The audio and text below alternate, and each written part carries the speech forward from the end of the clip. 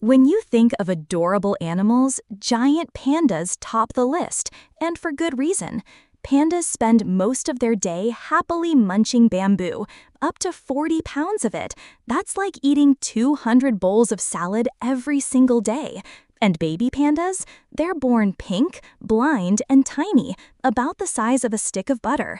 But they grow into clumsy, playful fluff balls that tumble around like little gymnasts. Pandas might look lazy, but they're great climbers too, often snoozing high up in the trees. And despite their cuddly looks, they help keep their forest green by spreading bamboo seeds.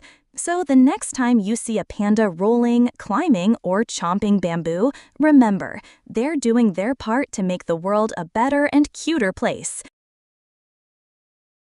Thank you for watching. Like and subscribe for more cute and cuddly animals.